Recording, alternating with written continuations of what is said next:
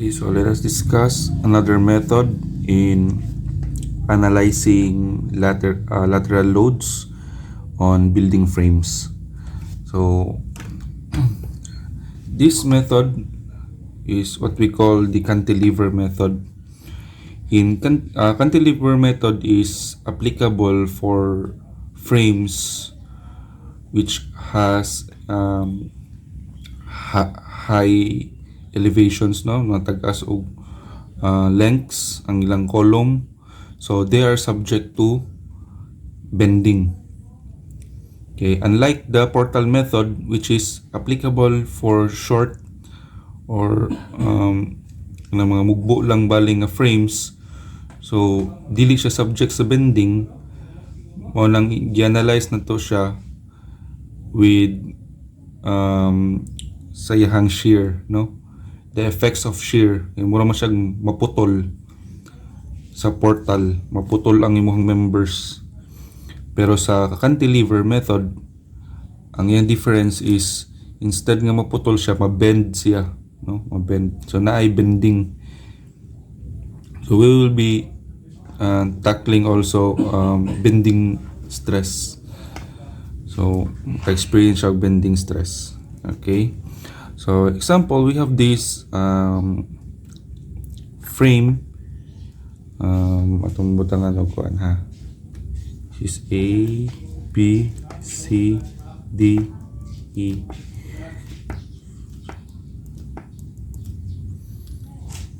Okay, so what is the first step in cantilever method? So step 1, you have to locate the centroid along X.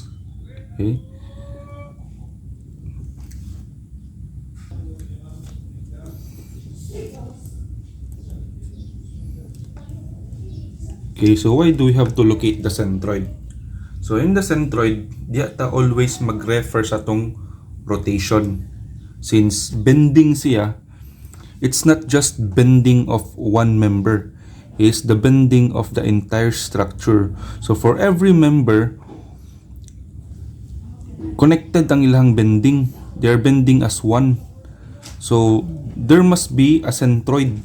Kung aha walay bending nga mahitabo, no?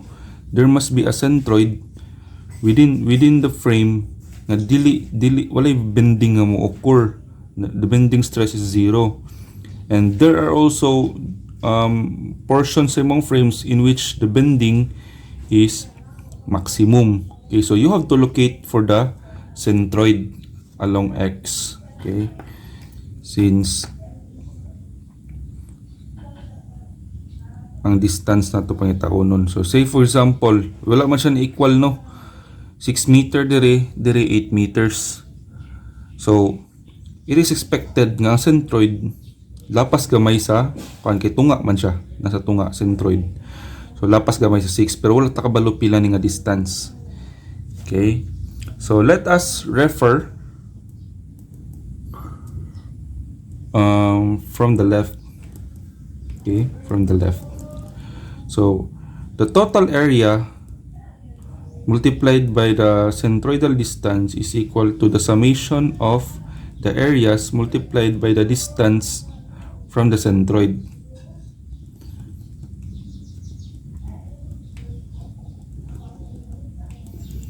So depende kung pila kabuk area, AN/XN plus. So ingana na siya, no. So what is the total area? If you're not given with the areas sa columns or sa members, so you considered it as equal ang areas. Wala ka gitagaan og area, so consider nimong equal. Since equal siya, dili na kakinahanglan mabutang og value. You have to denote it as 1. Okay, so you have an area of 1, you have an area of 1 unit, and you have an area of 1 unit. So if what is the total area? That is 3. Unknown na nga to ang X bar. So X bar is referring from the left. So area 1, let's say this is area 1 is for AG. Okay, so area 1 is 1. Then x1 is from the left, wala siya distance, so that is 0. Plus area 2, distance from the left, pila man, I mean kani, that is 6 meter, plus the distance of this one from the left also, that is 6 plus 8, so 1 times 6 plus 8. Okay, so compute.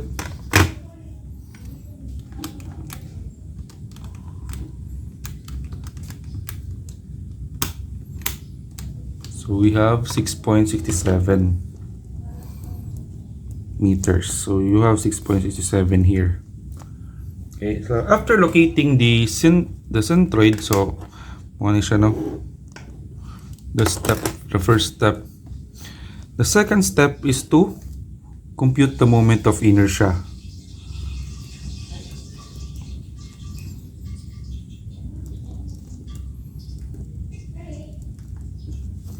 Compute the moment of inertia. Why?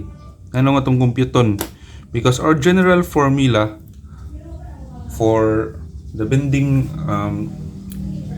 stress or flexural stress is MC over I. That is the bending stress.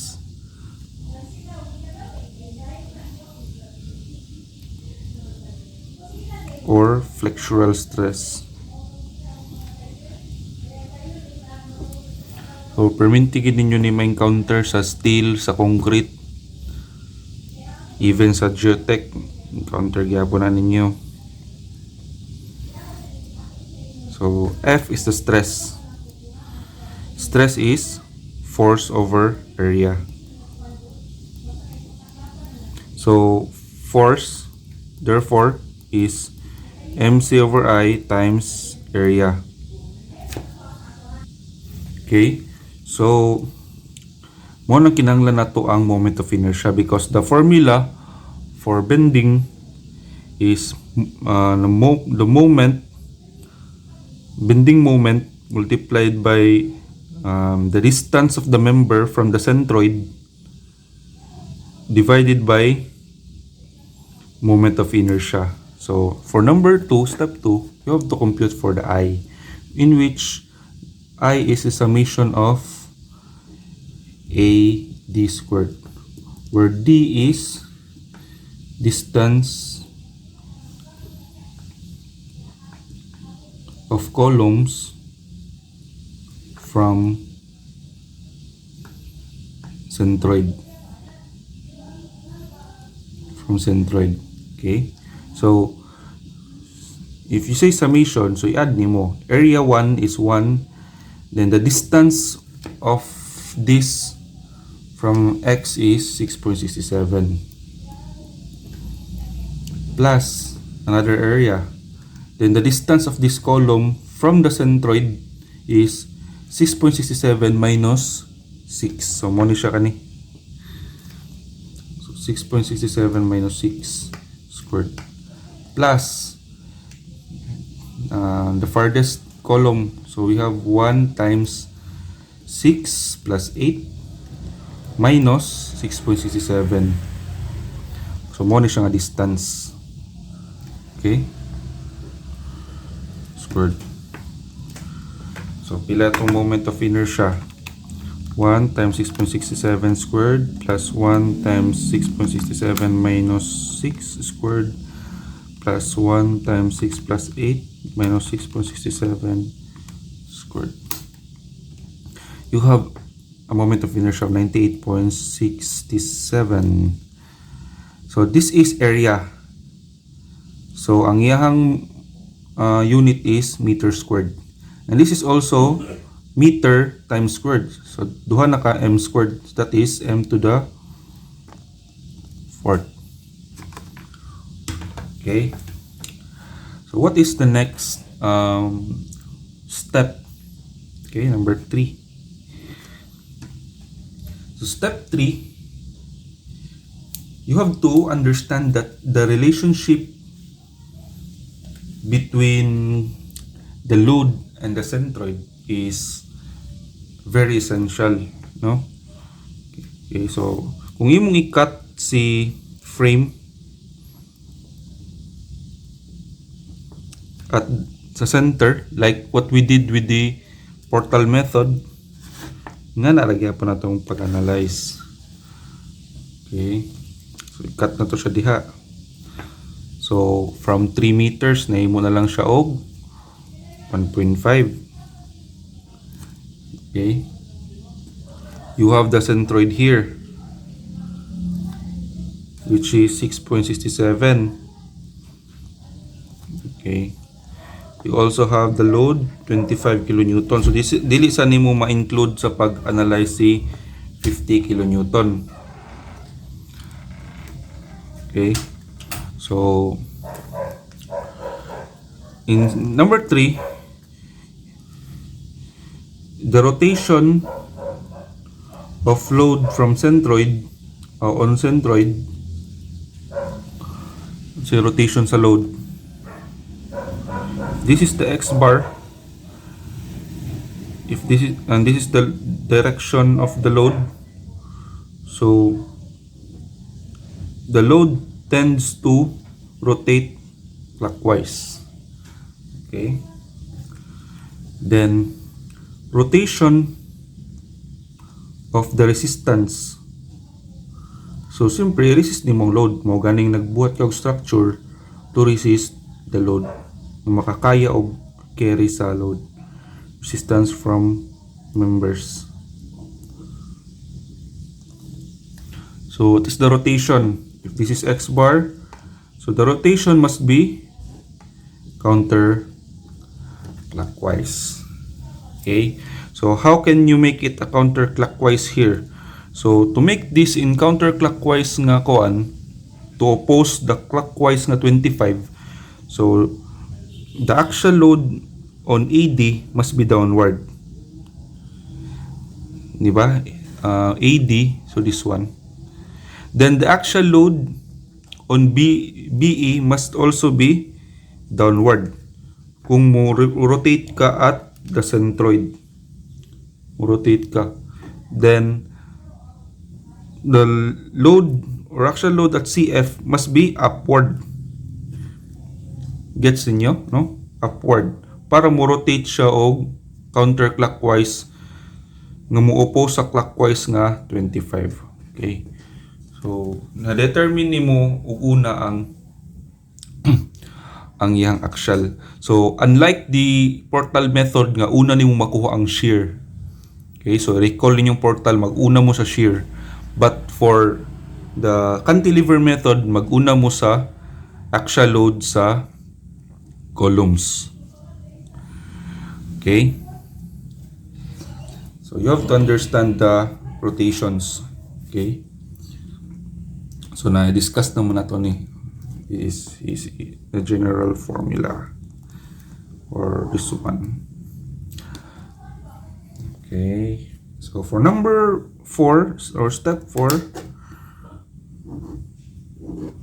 3 mga rotation. So 4, so like the way we analyze the portal method, mag-start ka from top and nearest to loads. It is not necessarily nga mag-start ka from left. Nagkataon lang yun nga atong loads na sa left. But for instances nga ang atong loads nasa right, so mag-analyze po ka dool po sa imong load sa right. Karon kay naman ka sa left ang loads, so diri ka magsugod og analyze. From top and nearest to loads,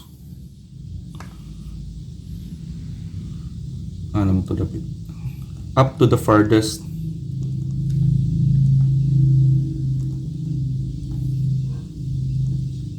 Okay, so from nearest to farthest, then from top to bottom.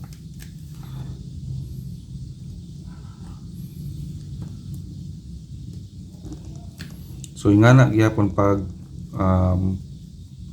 solve og frames. Okay. So again, cantilever is subjected to bending. Okay, tungod sa iyang katas-on.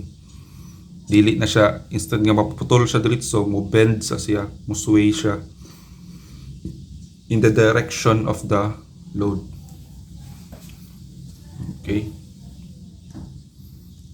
Mura siya muingan, di ba?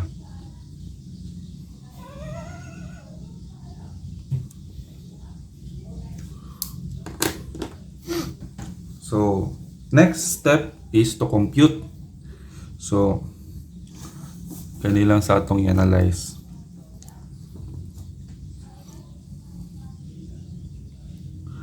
So, let's start with the moment. So, what is the moment?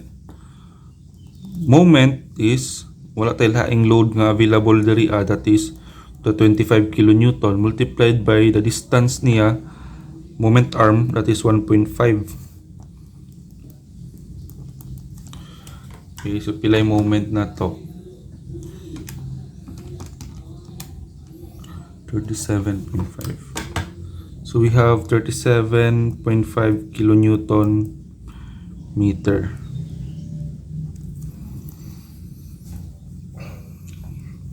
Okay. So, di ba kaniman si AD? Kanipod si BE, and this one is CF. Okay, so let's compute the axial stresses on the column. So for FAD, that is MC over I times area. So moment is 37.5 times C.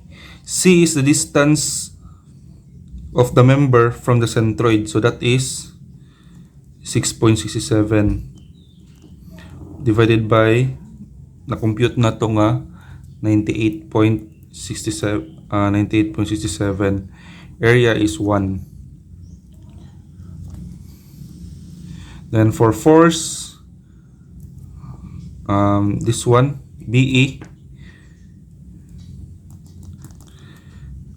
still there's 7.5.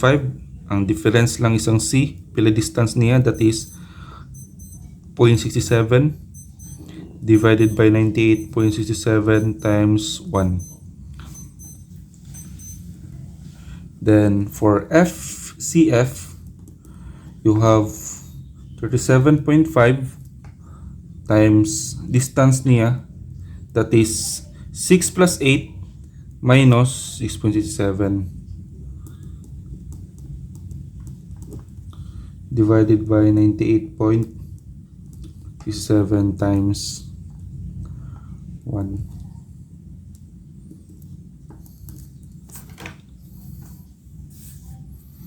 So using your calculators, 7.5 times 6.67 divided by 98.67, we have 2.53 kilonewton for FAD. So vertical na siya, AD vertical or the axial. Basta kuan gani along with the length, that is axial. Then 37.5 times 0.67 divided by 98.67, we have 0.255 kilonewton. 37.5, 6 plus 8 minus 6.67 divided by 98. So you have 2.79 kilonewton.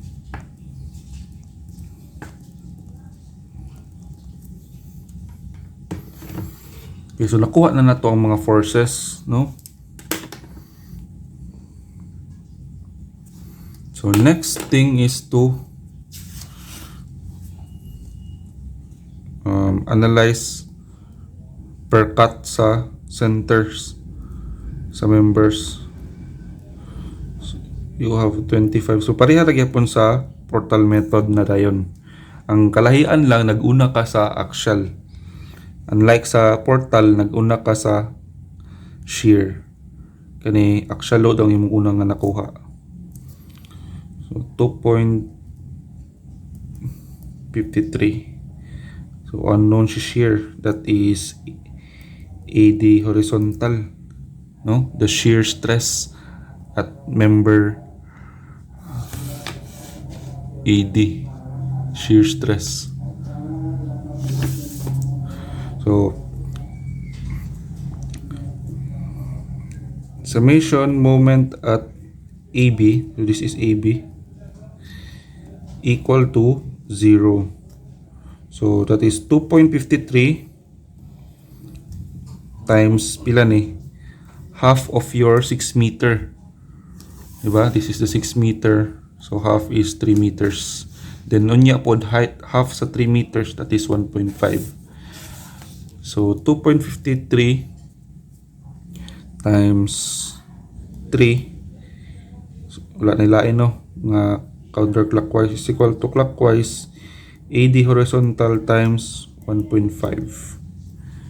So AD horizontal pila man? 2.53 times 3 divided by 1.5, 5.06. So this is 5.06.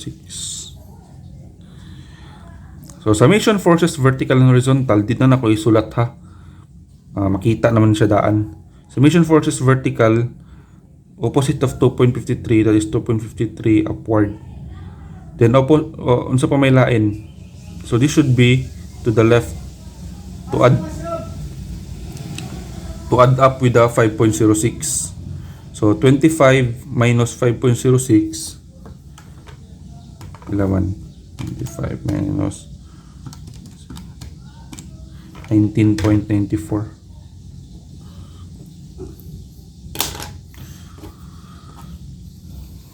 Okay, so pag-cut na po nimo, letter T, medyo gamay diri taas diri. So na kay 19.94 og downward, no? Opposite siya pag-abot sa pikas. 2.53 dai. Then nakuha po din nimo, this is 0.255. Shear is unknown. Okay, so summation moment at BC. BC. So summation moment at BC equal to 0. So 2.53 times pila ni? 3 plus 4, that is 7, no? 3 meters ni, this is 4 meters. So pamilain 2.55 2.55 times 4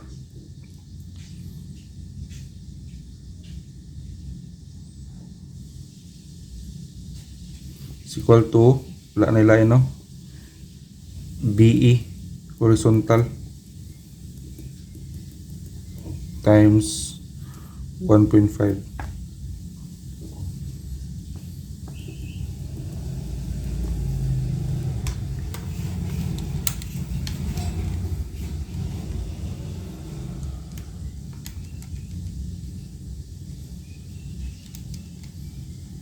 So you have 12.49. Okay, so 12.49 kilonewton for the shear at BE. So last sa upper ha. Napatay next nga level katong naigo sa 50 kilonewton. Okay. Patoy sa magkuan sa ta. Ato sa summation forces. Summation force vertical 2.53 plus 0.255.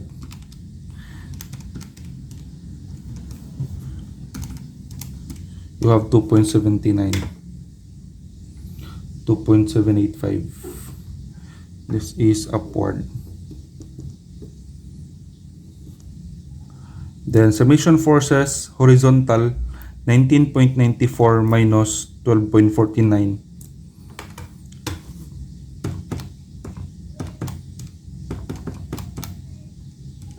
You have 7.45 in the direction of BE para mo add up siya sa 12 to oppose 19. So 7.45. Okay. Pag-abot dire, opposite direction 7.45, downward nga 2.785. Kanina compute na to daan ganina, upward, that is 2.79. This one.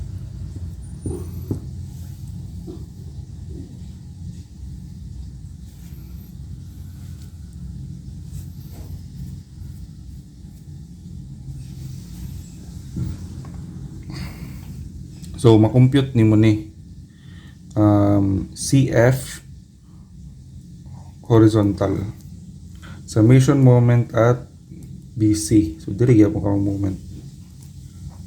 2.79 times ito, half of this one, this times 4 is equal to CF horizontal times 1.5.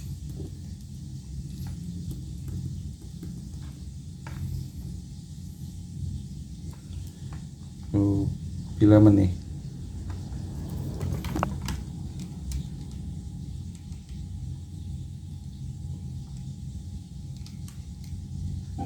$7.44.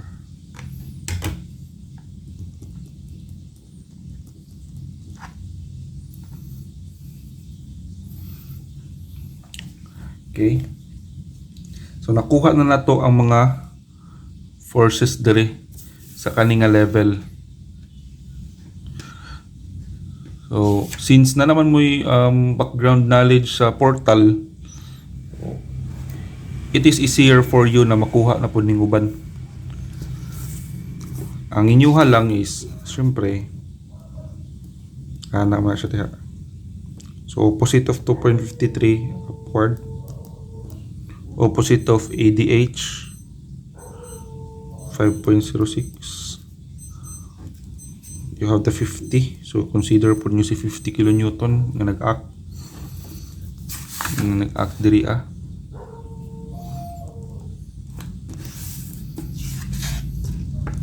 Then moment ka dere.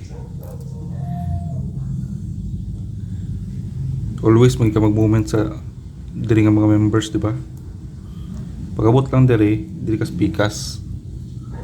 Sum up moment diri sa katong mga beams nimo.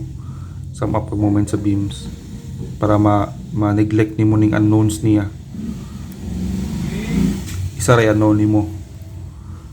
Moment ka diri ma-neglect nimo ning unknown, isa ray unknown nimo.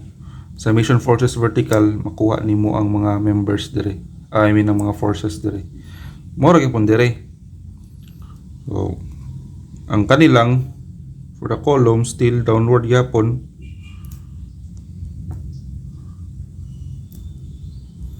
So unknown ni siya.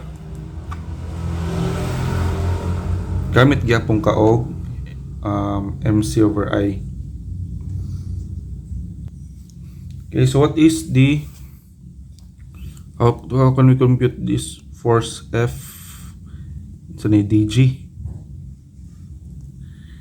So MC over I times area.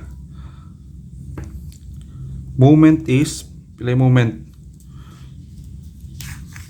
Karon kay duha naman ka loads ang nag-act diri. So duha na pud ka loads ang iyang gi-resist.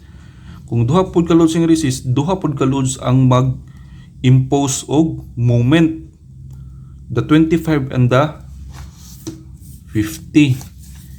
Okay, so that is 25 times 50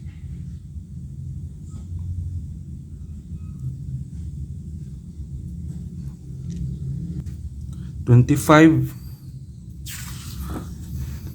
sa kaniman nga member nag-cut. So that is 25 times 3 plus 2, no? 3 plus 2 plus 50 times 2. Okay, so huwag mo na i-project diha. Oops, that is 3 plus 2 and this one is 2. Okay, so 25, 3 plus 2 plus 50 times 2. Pilay moment.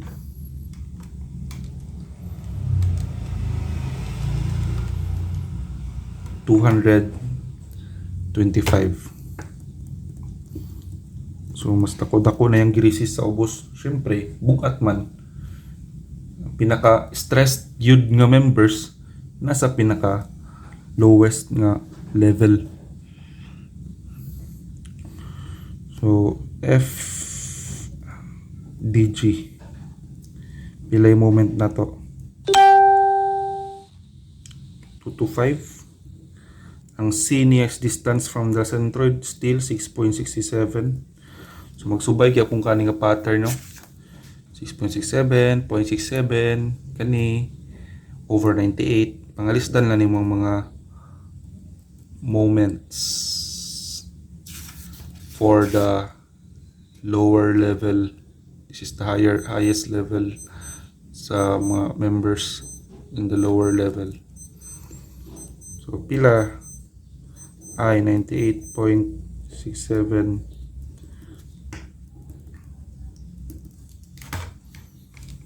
225 times 6.67 98.67.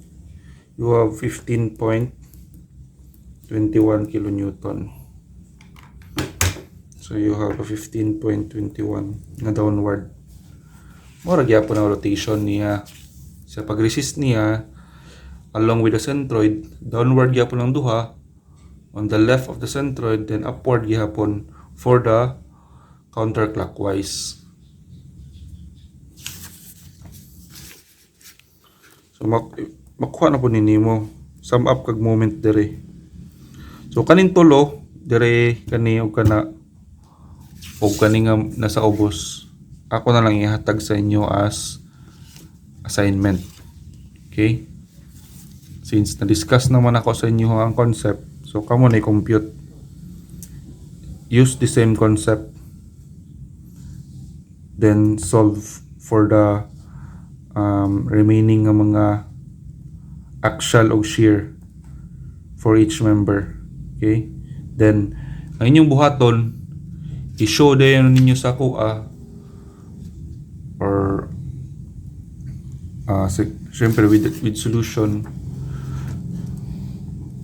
nga may ngani na siya.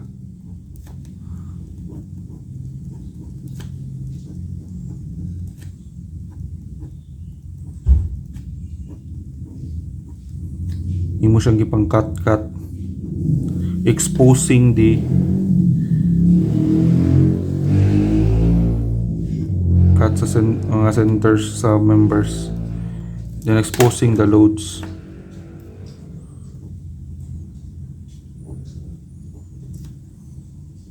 So, nga na lang.